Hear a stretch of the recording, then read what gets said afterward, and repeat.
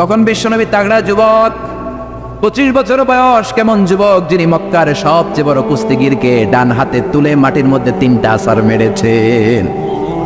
বিশ্বনবী বলতেন, আমার হাতে 40 জন জান্নাতি লোকের শক্তি দিয়েছে কে? ওই শক্তিশালী পুরুষরা।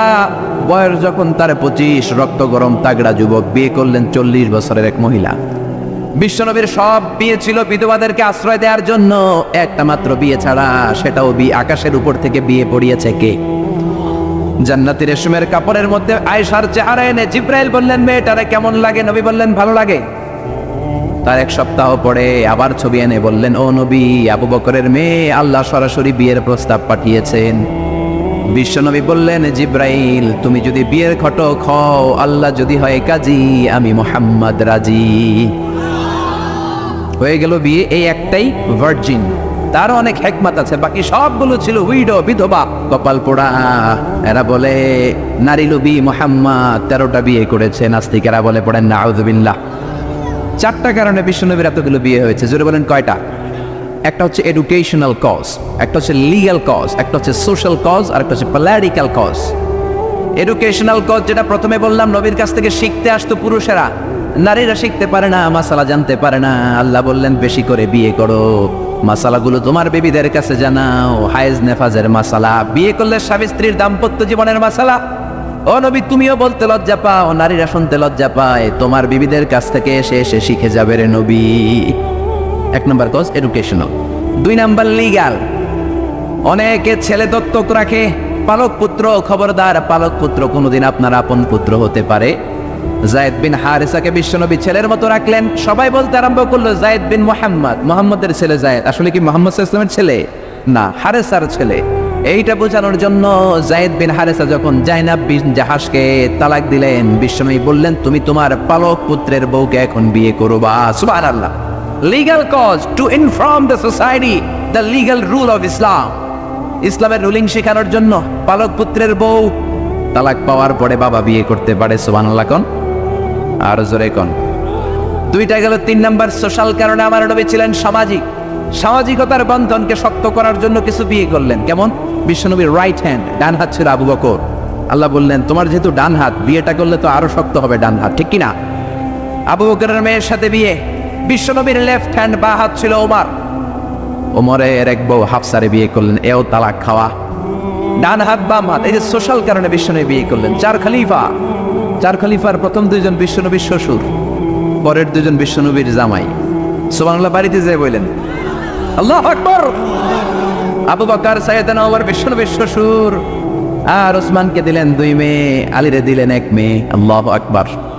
এই সোশ্যাল কারণে বিশ্বনবীর বিয়ের সংখ্যা বেড়েছে। সর্বশেষ হচ্ছে পলিটিক্যাল, রাজনৈতিক কারণে। কি রাজনৈতিক কারণ? বনুল মুস্তালাকে বিশ্বনবী যুদ্ধ করলেন।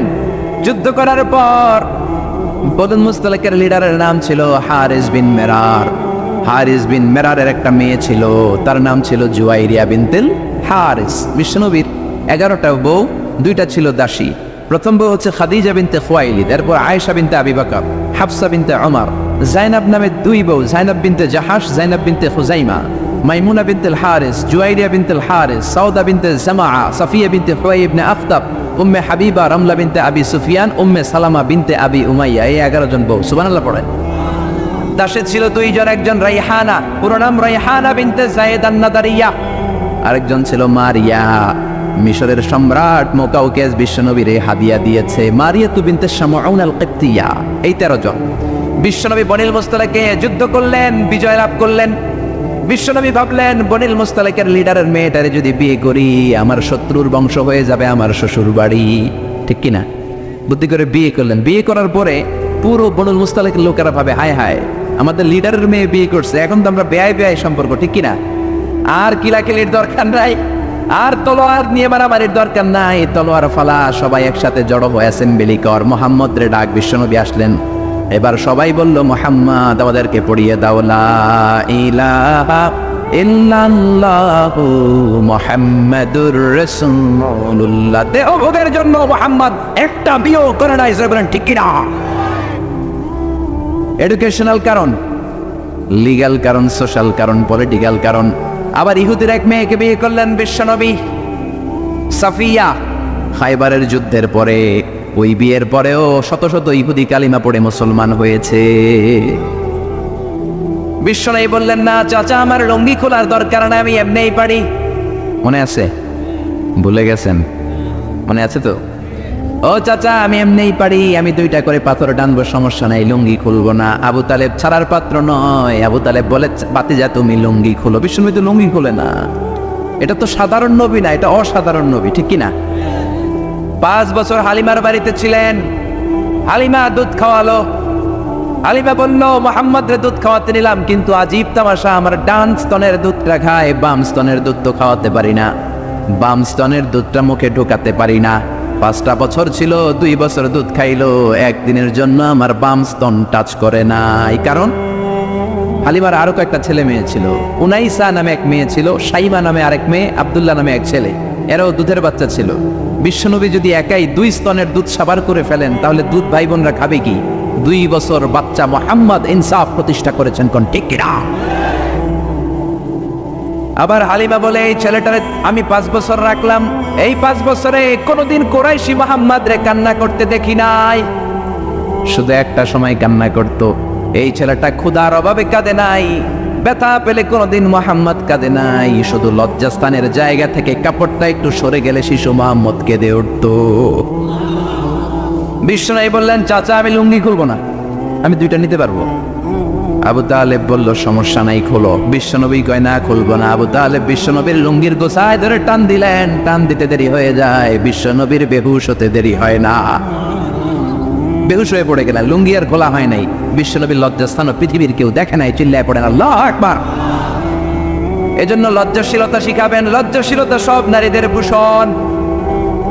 দৌলতপুর বাইতুন নূর জামে মসজিদ, এই বাইতুন নূর ধরে ধরে এত কথা চলে আসছে, ঠিক কিনা? বাইতুন নূর এসেছে কাবাঘর থেকে। এই কাবাঘর ইব্রাহিম আলাইহিস সালাম বানালেন। বানানোর শেষ, আল্লাহ বলেন, ইব্রাহিম আজান দাও। কি দাও? জোরে বলেন, কি দাও? আজান দেননি আপনারা? নাকি খালি মুয়াজ্জিন দেয়? আপনিও দিবেন। আজান দিলে মর্যাদা বাড়ায় কে? আতওয়ালুল আ'নাকি ইয়াউমাল কিয়ামা, দুনিয়ার বুকে যারা আজান দিবে কিয়ামতের দিন, তাদের গলাগুলো সবার চাইতে জিরাফের মতো উঁচু হয়ে থাকবে। দেখলেই বুঝে যাবে মুয়াজ্জিন ছেলে গেলা সব। আল্লাহু আকবার।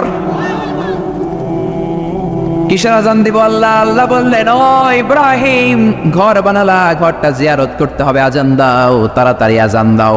আযিন ফিন্নাস বিল হজ। ও ইব্রাহিম আজান দাও। সাইয়েদনা ইব্রাহিম বললেন, মানুষ নাই, পাখি নাই, প্রাণী নাই, কেউ নাই, আজান দিলে কে শুনবে? আল্লাহ বললেন, ইব্রাহিম তোমার দায়িত্ব, তুমি আজান দাও, আমি গোটা বিশ্বের সব মানুষের কানে আজান পৌঁছে দেব। আজান দিলেন, আল্লাহ পৌঁছায় দিলেন। আমরা যারা আসি নাই, আমরাও শুনেছি মায়ের পেটে। মায়ের পেটে এই আজান আমাদের কানেও এসেছিল। যারা পেটেও ছিলাম না, আলামুল আরওয়াহে তাফসীর এসেছে, তাদের কানেও এসেছে। এই আজান শুনে যারা সাড়া দিয়েছে, লাব্বাইক বলেছে, তাদেরই নসিবে আছে কাবা ঘর জিয়ারত করা। জোরে বলেন সুবহানাল্লাহ। এজন্য মসজিদে দানের দরকার আছে না নাই? মসজিদে নামাজের জন্য যাওয়ার দরকার আছে না নাই? ওয়াজে অনেক মানুষ হয়, মসজিদে লোক হতে যায় না। কি আজীব তামাশা! বিশ্বনবীর সময়ে ফজরের নামাজ, জুমার নামাজ ছিল একই দৃশ্য। আমাদের দেশে ফজরের সালাত, জুমার আর সালাত এক দৃশ্য না? মাশাআল্লাহ, এক দৃশ্য। ফজরের সময় লোকই নেই, আর জুমার সময় ঠেলাঠেলি আছে না নেই? সারা বছর নামাজে যায় না, জুমার সময় এক ফার্স্ট কাতারের মুসল্লি আছে না নাই? 2টা এক হইতে হবে। হ্যাঁ, ফজরের সালাতে যেই দৃশ্য, জুমার সালাতে একই দৃশ্য। তাইলে কালিমার পতাকা উড়াই দিবে কে? স্লোগান দিয়ে উড়াইতে পারবেন না, মাহফিল আইসা উড়াইতে পারবেন না। মসজিদ মুখী হইতে হবে। মসজিদে যাবেন। এলাকার যুবক ভাইরা, তোমরা মসজিদে যাবা, রাজি আছো তো? রাজি? সত্যি সত্যি বলছো না মিথ্যা মিথ্যা বলছো? যাবা তো? মসজিদগুলো আমাদের আবাদ করতে হবে আবাদত দিয়ে। মসজিদে টাইলস হয়েছে, এয়ার কন্ডিশন হয়েছে, কার্পেট হয়েছে, মাগার মুসল্লি হয় নাই, ঠিক কিনা? বিশেষ করে ফজরের সালাত মসজিদে যাবা। কে কে যাবা না? হাত তোলো। 1 2 3 4। ওই যে আরেকজন এভাবে তুলে রাখছে, বুঝতে পারে না, উনি আবেগে তুলে ফেলছে। মসজিদে যেতে হবে ফজরের সালাতে। রাজি আছেন তো? আল্লাহ কবুল করুক, করেন আমিন। প্রধান অতিথি জনাব লালন হায়দার, চেয়ারম্যান 6 নং ময়নামতি আদর্শ ইউনিয়ন পরিষদ, আমাকে রেখেছেন প্রধান বক্তা। বিশেষ বক্তা হচ্ছে মাওলানা ফেরদৌসুর রহমান নুরুল আলম সাহেব। যারাই কথা বলেন আল্লাহ কবুল করুক, করেন আমিন। আর সভাপতি আলহাজ মোহাম্মদ সাদেক সাহেব, উনি আসছে। উনি অসুস্থ, আমিও অসুস্থ হয়ে গেলে ভালো হইতো। পরিচালনায় হযরত মোহাম্মদ শাহ আলম, ও ছেলে আসছে, মাশাআল্লাহ, আল্লাহ কবুল করুক, করেন আমিন। শাহ আলম আনসারী। আল্লাহ সবাইকে কবুল করুক। আমরা এখনই কোরআন থেকে সরাসরি কথা শুনবো। আমি আসলে খুব ক্লান্ত। গতকাল প্রোগ্রাম ছিল আমার রাজশাহী, রাজা নাই শাহী নাই তবু রাজশাহী, মতিঝিলে মতি নাই আছে শুধু ঝিল, ঠিক কিনা? তো রাজশাহীতে গেলাম প্লেনে, আসলামও প্লেনে। রাজশাহী থেকে ঢাকা আসছি 40 মিনিটে, কিন্তু ঢাকা থেকে কুমিল্লায় আসছি মাশাআল্লাহ 8 ঘন্টায়, কারণ ডিজিটাল বাংলাদেশ, ঠিক কিনা? রাস্তায় রাস্তায় খন্দক, খানা খন্দক, ভাঙ্গা চূড়া, এইদিকে একটা বানায় ওইদিকে ভাঙ্গা পড়ে, ওইদিকে বানায় ওইদিকে ভাঙ্গা পড়ে। আর রিক্সাওয়ালা গালি গালাজ আছে না নাই? একটা মন্ত্রীরাও ছাড়ে না, পুলিশে স্যালুট দেয়, রিক্সাওয়ালারা গালি দেয়, ঠিক কিনা? আবার মাঝে মাঝে ব্রিজ ভাঙে, কারণ ব্রিজের ভিতরে রড নাই, আছে কি? ওরে আল্লাহ, এগরে দিবেন ও বাস, বোট সাইতে এলে কি দিবেন? আর যদি জনগণের জন্য কাজ করে বুকে মিলাই নেবেন, রাজি আছি না নাই? বিএনপি বুঝি না, আওয়ামী লীগ বুঝি না, জাতীয় পার্টি বুঝি না, জামাত ইসলাম বুঝি না, আমরা বুঝি বাংলাদেশ। আমরা বুঝি কি? জোরে বলেন। এই দেশের নেতারা একদল আরেক দলের গালি দেয়, তুই ভারতপন্থী, ওইটা আবার গালি দেয়, তুই পাকিস্তানপন্থী। তো এরা হইলো ভারতপন্থী, এরা পাকিস্তানপন্থী, তো বাংলাদেশপন্থী কেডা? আমরা সবাই বাংলাদেশপন্থী, ঠিক কিনা? আরো জোরে ঠিক কিনা? সবার আগে বাংলাদেশ, আমার বাংলাদেশ সবার আগে। কে আমাদের নেত্রী হলো, কে আমাদের নেতা হলো, এমপি হলো, ব্যাপার না, যদি উনি নামাজ পড়ে, ঠিক কিনা? যদি উনি রোজা রাখে, কথা দিয়ে যদি কথা রাখে, আমাদের বুকের মধ্যে ওনার স্থান আছে না নাই? আসলাম মাগরিবের সময়, 8 ঘন্টায় আসছি রাজশাহী থেকে ঢাকা প্লেনে, আর ঢাকা থেকে কুমিল্লায় 8 ঘন্টা, এদিকে আধা ঘন্টা, ওদিকে 8 ঘন্টা। আল্লাহ এদেশের নেতা নেত্রীদেরকে আরো বেশি খেদমত করার তৌফিক দান করুক, পড়েন আমিন। তো এই জন্য প্রচন্ড ক্লান্ত হয়ে আছি। আপনারা এখন যেমনি চুপচাপ, শেষ পর্যন্ত চুপচাপ থাকবেন আর আমার কথার সাথে রেসপন্স করবেন, তাহলে কিছু কথা আপনাদের সাথে শেয়ার করবো ইনশাআল্লাহ। পড়েন। শুরুতে 3টা তাকবীর দিবেন। প্রথমে দিবেন বিবাহিতরা, তারপরে দিবেন অবিবাহিতরা, তারপরে সবাই মিলে। আমি পড়বো লিল্লাহি তাকবীর। প্রথমে বিবাহিতরা পড়বেন আল্লাহু আকবার। রাজি আছেন তো? নাকি রাগ করতেছেন? রাগ করতেছেন? আমার কথা বোঝা যায় তো? ক্লিয়ার না? রাজশাহীতে বুঝাইতে অনেক কষ্ট হয়েছে। এই রাজশাহীর সাথে পাবনার মিল আছে। এরা নরে বলে ল, নরের ল বলে, লৌকা লৌকা বলে। কি বলে? লৌকা লৌকা। নোয়াখালীতে শর্ট করে ফেলে, সিম্পল। ওরা বলে, আমরা বলি তুমি খেয়ে শুয়ে যাও, নোয়াখালীরা কয় তুই খাই হতি যা। তুমি এখান দিয়ে এসে ওখান দিয়ে যাও, এরা কয় তুই ইয়ান দিয়ে হেন দি যা। আবার ফেনিওয়ালারা ফেনিরে ডাকে হেনি, কি ডাকে? তো হেনি কলেজের টিয়া লই, সবাই কয় সুদূর বুদুর চলতো ন মিছিল, মানে ফেনী কলেজের টাকা নিয়ে উল্টাপাল্টা চলবে না। তো আমার সেনবাগে মাহফিল, এই বছর তো নোয়াখালীতে যে কি পরিমাণে মাহফিল, প্রতিদিন নোয়াখালী মাহফিল আমার এই সামনের কিছুদিন থেকে শুরু হচ্ছে। তো সেনবাগে বললাম, ভাইয়েরা পানি রে কি কন? কয় হানি। পান রে কি কন? কয় হান। তাহলে পেঁপে রে কি কন? কথা কয় না। পানি যদি হানি হয়, পান যদি হান হয়, পেঁপে হবে হে হে।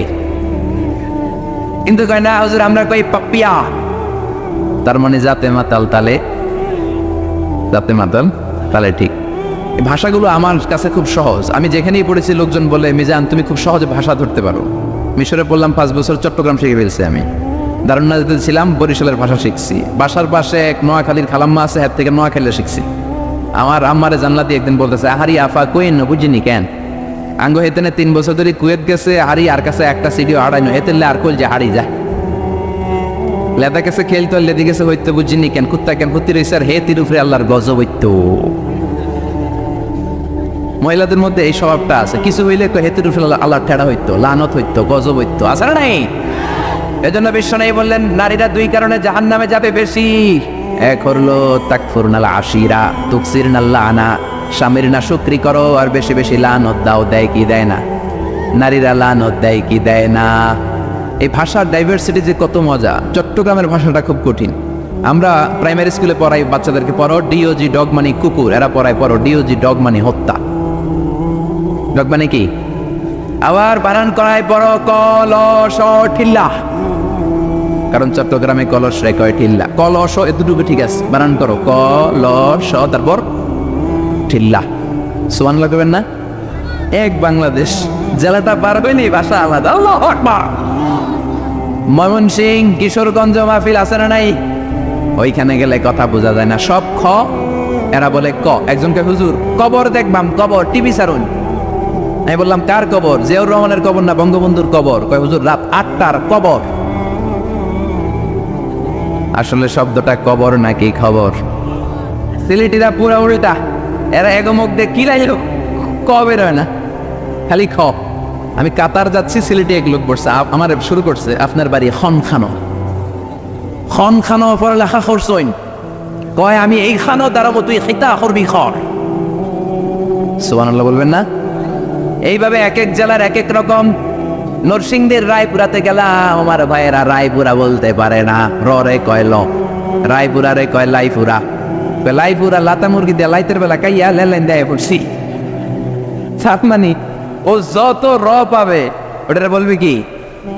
এরপর বরিশালে গেলে ক বলতে পারে না। দারুণনাথে পড়াশোনা করলাম 7 বছর, আল্লাহ দারুণনাথের সব শিক্ষককে তুমি কবুল করে নাও, ছাত্রদেরকে কবুল করে নাও। আসলে আলেম গড়ার মার্কাস, এলেম আমল আছে। কেউ যদি বলে হুজুর ছাত্র কই দিব, এক কথা আমি বলি দারুণনাথ দেন। 7 বছর আমি পড়েছি, আমার রক্ত মাংস মিশে আছে দারুণনাথের সাথে। প্রিন্সিপাল হযরতুল আল্লাম আফম আবু বকর সিদ্দিক আমার মাথার তাজ, হুজুর শুদ্ধ ভাষায় কথা বলেন, কিন্তু মাঝে মাঝে বরিশালের ভাষাতে আমাদের সাথে কথা বলতেন। এত চমৎকার বরিশালের ভাষা, মনু এই বিলে করলে কি হইবে, এরকম ডেকে ডেকে বলতো। আর কথায় কথায় এরা বলে মনু, ক বলতে পারে না বরিশালের ভাইয়েরা, কয়রে বলে হ, টাকারে কি বলে টাহা। কয় মুই 20 টাকার কাম করছি, মোরে 15 টাকা দিলে কেন, এমনকি 5 টাকাটা দেবা না, মূল্য ঠাবাটাবি বাজাবা মনু। এই ভাষার ব্যতিক্রম কোরআনের মধ্যেও আছে। আমরা পড়ি মালিকি ইয়াউমিদ্দিন, অনেক জায়গায় পড়ে মালিকি ইয়াউমিদ্দিন। আমরা পড়ি সিরাতাল মুস্তাকিম, অনেক জায়গায় সিরাতাল মুস্তাকিম। আমরা পড়ি কাইফা নৌশিরুহা, আরেক জায়গায় কাইফা নৌশিজুহা। পার্থক্য আছে না নেই?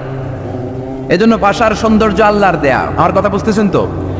আচ্ছা, 3টা তাকবীর দেব। প্রথমে বিবাহিতরা, এরপর অবিবাহিত, এরপরে সবাই মিলে। রাজি আছেন না? কষ্ট হবে? আচ্ছা, শুরুতে বিবাহিতরা। আমি পড়বো লিল্লাহি তাকবীর, আপনারা বলবেন আল্লাহু আকবার। বিবাহিতদেরকে আপনার আঞ্চলিক ভাষায় কি বলেন? বিয়াতা। আর অবিবাহিত আবিয়াতা। বিয়াতা বানাম আবিয়াতা। বিয়াতারা রেডি হন। আমি লিল্লাহি তাকবীর বললে আল্লাহু আকবার বলবেন। বিয়াতারা রেডি? রেডি? এরা যে রেডি এটাও কইতে পারে না। রেডি? বিয়াতারা তাকবীর দেন, লিল্লাহি তাকবীর। জোন নাই, রোজা রাখছিল আজকে, নফল রোজা। এবার আবিয়াতারা। বিয়াতদেরকে হারায় দেওয়ার দরকার আছে না নাই? হারায় দেওয়া যাবে তো? লিল্লাহি তাকবীর।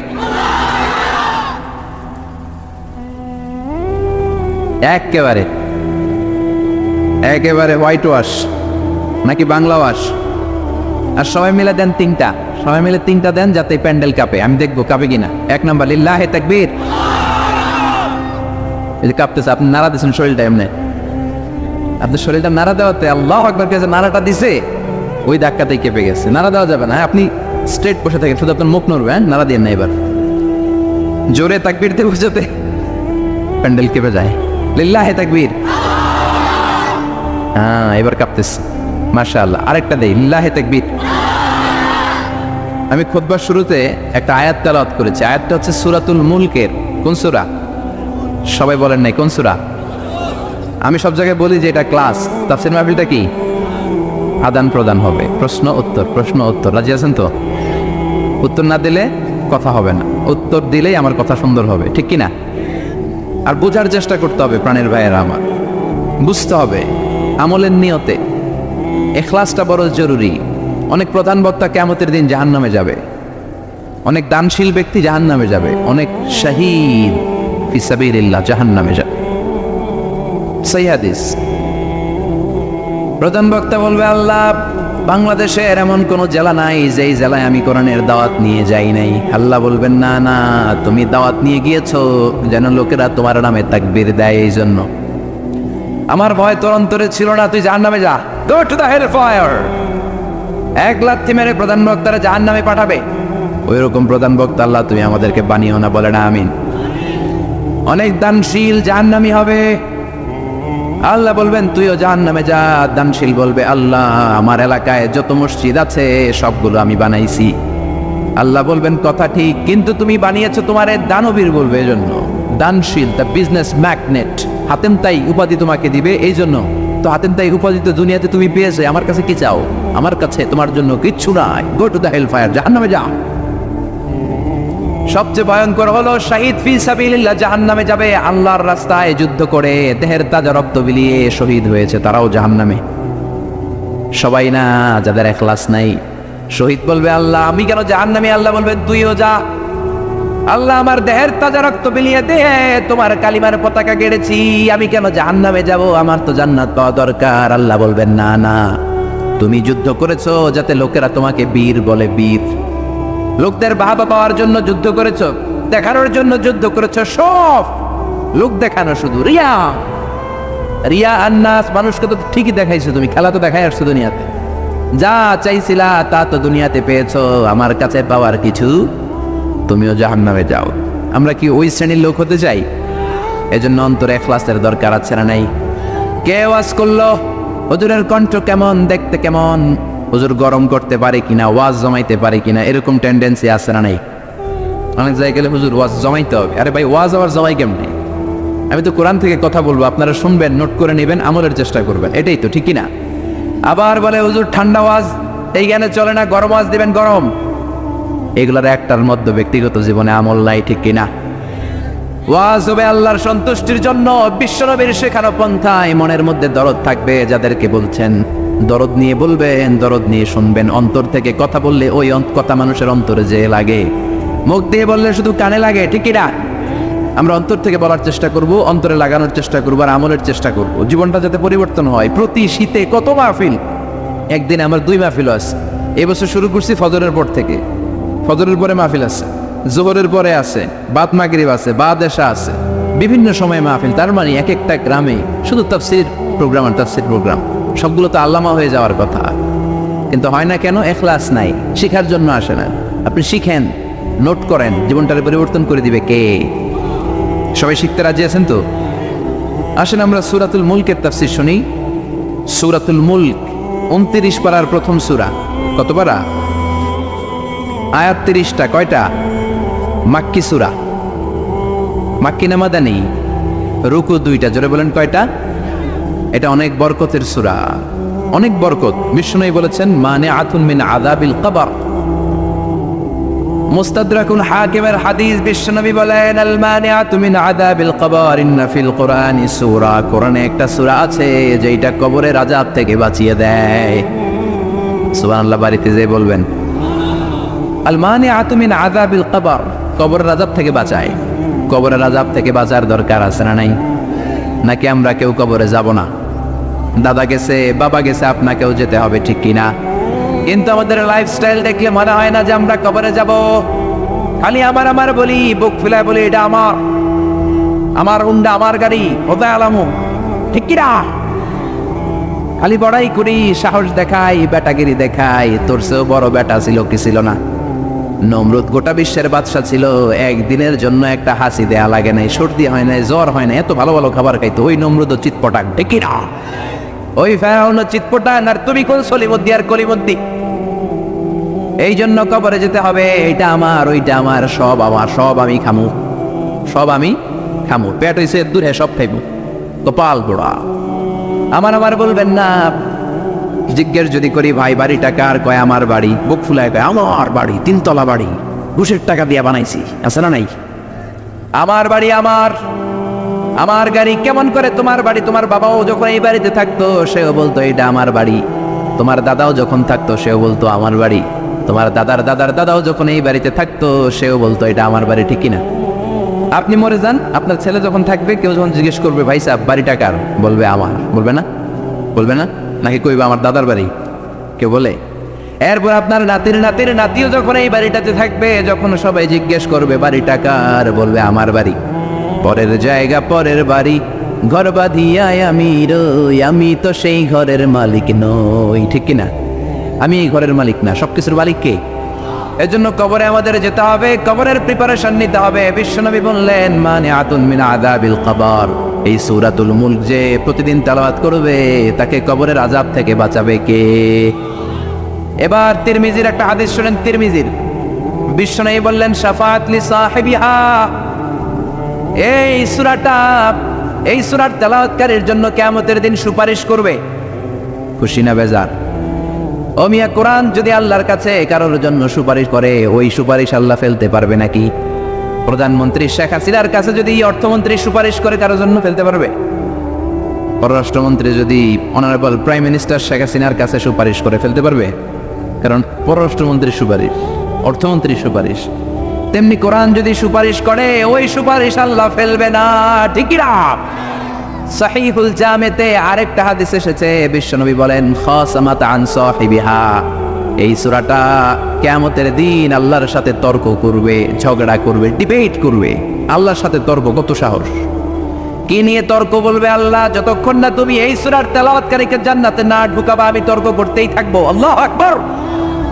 হাত্তা দাখালাহুল্লাহুল জান্নাতা, যতক্ষণ আল্লাহ তারে জান্নাত না দেয় ততক্ষণ পর্যন্ত এই সূরাটা ঝগড়া করবে।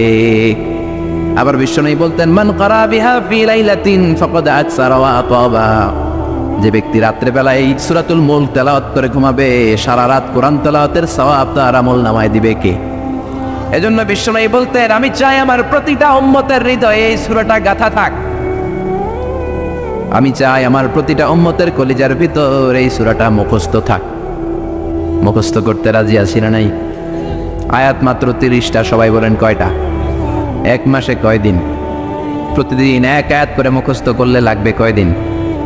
এক মাসে মুখস্থ হয়ে যাবে। করবেন নি? করবেন? এটা আপনাদের বাড়ির কাজ। এটা কি? হোমওয়ার্ক। যেহেতু ক্লাস, বাড়ির কাজ দেওয়ার দরকার আছে না নাই? মুখস্থ করে ইমাম সাহেবের কাছে যাবেন, আজহারি হুজুর বাড়ির কাজ দিয়েছে, বাড়ির কাজ দেন। আমার সূরাতুল মুলক মুখস্থ হয়েছে, আপনি শুনেন, পড়বেন তো?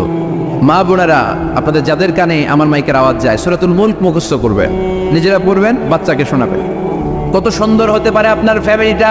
ছেলে বলবে মা আমার 5 আয়াত মুখস্থ হয়েছে, তুমি কদ্দুর আগাইলা? মা বলবে আমার হয়েছে 7 আয়াত। বাবা বলবে আমি তো চাকরির কারণে পারি নাই, আমি করছি মাত্র 2 আয়াত। এরকম ফ্যামিলি চাই কি চাই না? চাই কি চাই না?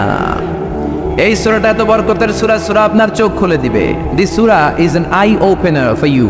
আপনার চোখ খুলে দিবে, আপনার ঘুমন্ত বিবেককে জাগিয়ে তুলবে, আপনার চিন্তার জগতে আলোড়ন সৃষ্টি করবে। একদল কপাল পোড়া আছে, উল্লুক্কা পাঠা, এগুলো হচ্ছে নাস্তিক। আমরা আল্লাহরে বিশ্বাস করি, আমরা আস্তিক। যারা বিশ্বাস করে না তারা কি? এরা কয় আমরা আল্লাহরে বিশ্বাস করি না, আমরা অনেক জ্ঞানী, মাথার মধ্যে সাদে মাল্লাই, মানে মাথায় চুল নাই। যত শিক্ষাবিদ দেখবেন একটার মাথাও চুল নাই, ঠিক কিনা? স্রষ্টারে গালে দিতে দিতে চুল হারাইছে, ঠিক কিনা? এরা বলে আমরা আল্লাহরে মানি না, কারণ আনসিন ইজ নাথিং, যেটা দেখি না ওটা বিশ্বাস করি না। বল না? কপাল পোড়া, মিথ্যাবাদী, অনেক কিছু দেখে না কিন্তু বিশ্বাস করে। Do you see the air in the atmosphere? ভূমণ্ডলে যে বাতাস, বাতাস আপনি দেখেন? জোরে বলেন। So why do you believe on that? তাহলে বিশ্বাস করো কেন? Do you see the bad headache someone feel?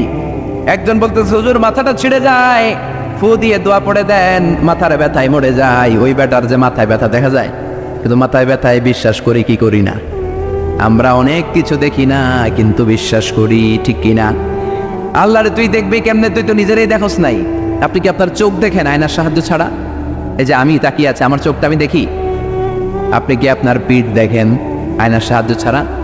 আরে আয়না রাখলেও তো পিঠ দেখতে গেলে ঘাড় ভেঙে যাবে। কথা বলেন।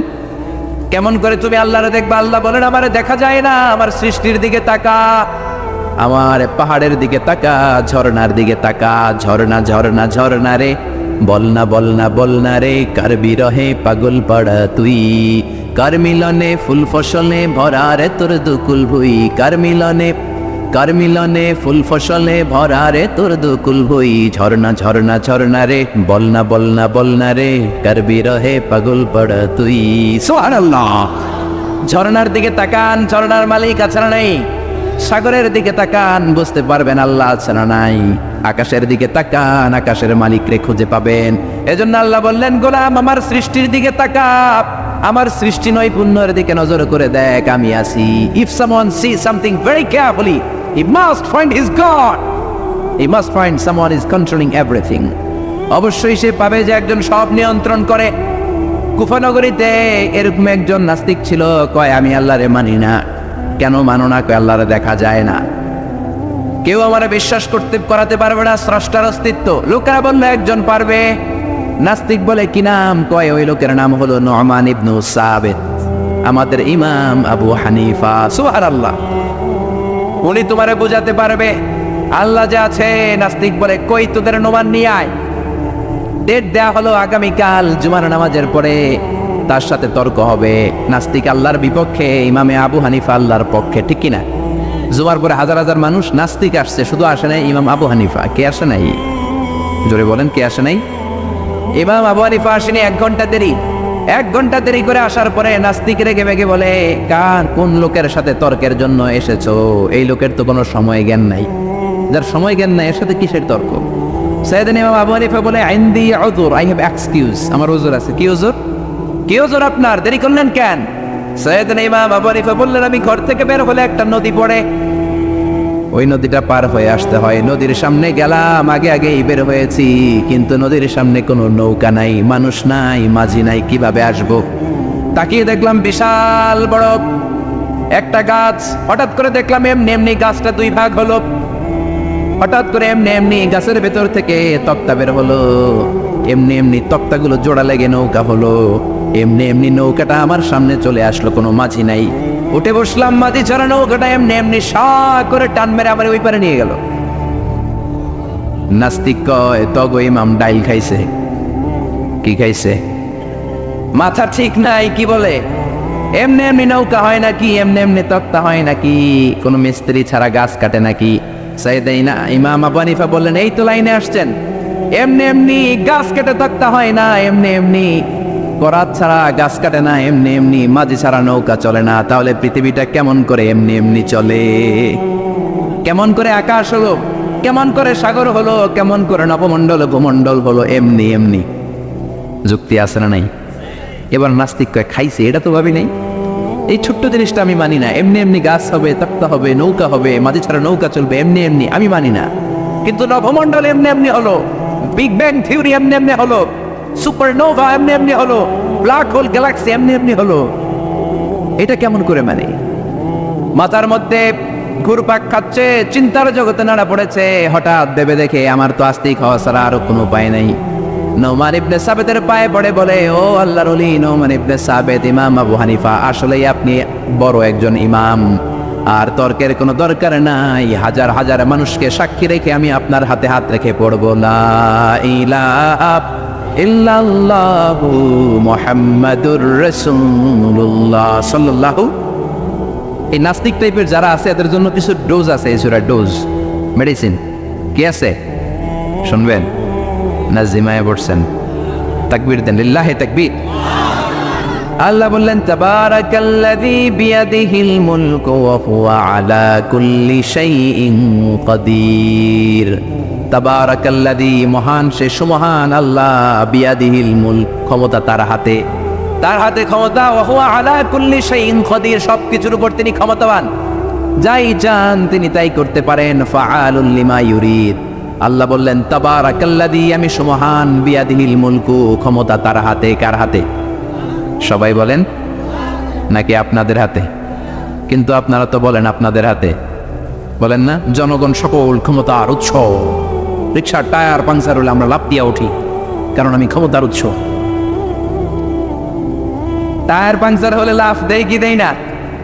আমি কত দিছি? আমি তো রাতে রাতে এক জেলা থেকে আরেক জেলায় ঘুরি, প্রায় রিকশার টায়ার পাংচার, ট্রাকের টায়ার পাংচার, লাফ দিয়ে উঠি, কারণ আমরা ক্ষমতার উৎস। কপাল পোড়ায় জাতি, তুমি কেমন করে ক্ষমতার উৎস হও? 2 বার যদি তোমার ডায়রিয়া হয়, 3 বার তোমার চেহারার দিকে তাকানো যায় না, আই মইরা যাই, মরসকে, তুই না ক্ষমতার উৎস? 5 বার যদি টয়লেটে যায়, 6 বারের বেলা সবার কাছে মাপ চাই, মাফ করে দিয়ে আমি মনে হয় বাঁচবো না। বাঁচবি না কেন? তুই তো ক্ষমতার উৎস, তুই আজীবন বাঁচবি। আহা, কপাল পোড়া। ক্ষমতার উৎস একজন, তিনি কে? আল্লাহ হলেন ক্ষমতার উৎস, আপনি ক্ষমতার উৎস নন। কেমন করে ক্ষমতার উৎস হবেন? পেছন থেকে কেউ যদি বলে, হুজুর সাপ, একটা অজগর সাপ পাওয়া যাবে আপনাদের গাঁরে, দৌড়, চারদিকে ছুটবে সবাই। আপনারা দৌড় দেন আর না দেন, আমি দেবে দিক দিয়া দৌড়, কারণ চাচা আপন প্রাণ, আগে যান বাঁচা, এরপরে বাস করুন, ঠিক কিনা? ইন্নামা ইয়া'মুরু মাসাজিদাল্লাহি মান আমানা বিল্লাহি ওয়াল ইয়াউমিল আখির ওয়া আকামাস সালাতা ওয়া আতাজ যাকাতা ওয়া লাম ইয়াখশা ইল্লাল্লাহ ফাআসা উলাইকা আন ইয়াকুনু মিনাল মুহতাদিন। সুবহানাল্লাহ পড়েন। নিশ্চয়ই মসজিদ আবাদ করে তারা যারা আল্লাহ বিশ্বাস করে, আখিরাতে বিশ্বাস করে, সালাত কায়েম করে, যাকাত আদায় করে, আল্লাহ ছাড়া কাউরে ভয় পায় না, এই 5টা কাজ যারা দুনিয়ার বুকে করে তারাই হলো আল্লাহর জমিনে মসজিদের আবাদকারী। ঠিক কি না? ফাআসা উলাইকা ইয়াকুনু মিনাল মুহতাদিন, আশা করা যায় এরাই হলো হেদায়েত প্রাপ্তদের অন্তর্ভুক্ত। সুবহানাল্লাহ পড়েন। এদের কাছে আল্লাহর হেদায়েত আছে।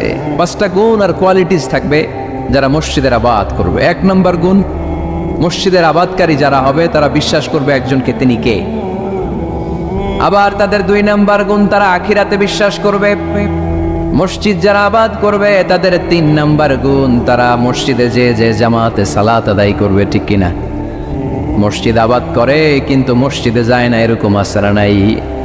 মসজিদের সভাপতি যায় না, মসজিদের সেক্রেটারি যায় না, ক্যাশিয়ার যায় না, আসারা নাই।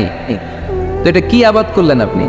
আপনি সভাপতি, আপনার তো আরো আগে যাওয়া দরকার। যাবেন মসজিদে, আপনি সেক্রেটারি, আপনি যাবেন মসজিদে, যাবেন যে নামাজ পড়বেন। আপনি ক্যাশিয়ার, কোষাধ্যক্ষ, যান না কেন আপনি মসজিদে? আপনি যদি মসজিদ আবাদকারী হতে চান, রব্বে কারিমের খাতায় মসজিদ আবাদকারীদের সাথে নিজের নামটা টুকে নিতে চান, তাহলে মসজিদে যান। ঠিক কিনা? এজন্য আল্লাহ বললেন মসজিদ আবাদকারী তারা যারা আল্লাহর উপর ঈমান আনে, আখিরাতের প্রতি ঈমান আনে, তারা মসজিদে যায়। মসজিদে যে সালাত কায়েম করে। কি করে? সালাতে কায়েম করো, হো সালাতে কায়েম করো, হবে সম্মানী তুমি, হবে জান্নাতি তুমি, হবে সম্মানী তুমি, হবে জান্নাতি তুমি। দিবে কাল হাসরে শীতল ছায়া আরশে আজিম, রব্বিয়াল আলা, রব্বিয়াল আযীম, রব্বিয়াল আলা, রব্বিয়াল আযীম। সুবহানাল্লাহ পড়ে। আউয়ালু মা ইউহাসাবু বিহিল আবদু ইয়াউমাল কিয়ামাতি আস-সালাহ, কিয়ামতের দিন সর্বপ্রথম যে জিনিসটার হিসাব আল্লাহ নেবেন সেটা কি? সালাত। কুরবানির গোশতের সাথে যেটা খায়, তাই না? সালাত মানে নামাজ। এই নামাজের হিসেবটা সর্বপ্রথম আমাদের কাছ থেকে চাইবে কে? আপনার আমলনামার এই হিসেব যদি আপনার জন্য কিয়ামতের দিন সহজ হয়ে যায়, পুরো আমলনামাটারে সহজ করে দিবে কে? আর এই সালাতের হিসাবে যদি গন্ডগোল লাগে, সব গন্ডগোল লাগাই দিবে কে? এজন্য আল্লাহ বললেন মসজিদের আবাদকারী তারা যারা আমার উপর বিশ্বাস রাখে, আখিরাতে বিশ্বাস রাখে, সালাত কায়েম করে, যাকাত আদায় করে, আল্লাহ ছাড়া কাউকে তারা ভয় পায় না। ওয়ালাম ইয়াখশা ইল্লাল্লাহ, আল্লাহ ছাড়া কাউকে তারা ভয় পায় না। তাদের হৃদয়ে ভয় থাকে একজনের, তিনি কে? ফাআসা উলাইকা ইয়াকুনু মিনাল মুহতাদিন, আশা করা যায় তারাই হেদায়েত প্রাপ্তদের অন্তর্ভুক্ত। ঠিক কিনা? কথাটা কার? এখন আমরা মসজিদের আবাদকারী হতে চাই কি চাই না? এই 4-5 জন চান? সবাই মসজিদের আবাদকারী হতে চাই কি চাই না? তাহলে 5টা কাজ করতে হবে। আল্লাহর উপর বিশ্বাস, আখিরাতে বিশ্বাস, মসজিদে যে সালাত আদায়, যাকাত আদায়, আর হৃদয়ে আল্লাহর ভয় ছাড়া আর কারো কোনো ভয় থাকতে পারবে না। সাউন্ড নাই ওইখানে? মাইকম্যান কই? কি নাম তোমার মাইকের? দেখি। সুরেলা। নাই কোনো সুর তোমার মাইকে, নাম দিচ্ছে সুরেলা। মতি জিলে মতি নাই, আছে শুধু জিল। সোনার গায়ে সোনা নাই, আছে শুধু বিল। তোমার মাইকে সুর নাই, নাম দিচ্ছে সুরেলা। সুর দাও, এদিকে একটু সুর দিয়ে দাও, একটু সাউন্ড দিয়ে দাও, একটু স্ট্রং করে দাও। সুরেলা, সুন্দর নাম দিছো তুমি। আমার নবীর কণ্ঠ ছিল বড় সুরেলা, ঠিক কিনা? রাসূল সাল্লাল্লাহু আলাইহি ওয়াসাল্লামের কণ্ঠের তেলাওয়াত শুনে কাফের মুশরিকগুলো পাগল হয়ে যেত, অস্থির হয়ে যেত, এত সুন্দর কণ্ঠ কি করে হয়। এবং রাতের বেলা লুকিয়ে লুকিয়ে আল্লাহর হাবিবের তেলাওয়াত শুনতে যেত। সুবহানাল্লাহ পড়বেন না? হয়েছে? সুরেলা হয়েছে? হয়েছে, আলহামদুলিল্লাহ। তাহলে আমরা সবাই মসজিদ আবাদ করতে চাই। টাঙ্গাইলের ভাইরা আজকে আমাকে বললো যে মসজিদ নাকি আজকে আপনারা আবাদ করবেন। রাজি আছেন তো সবাই?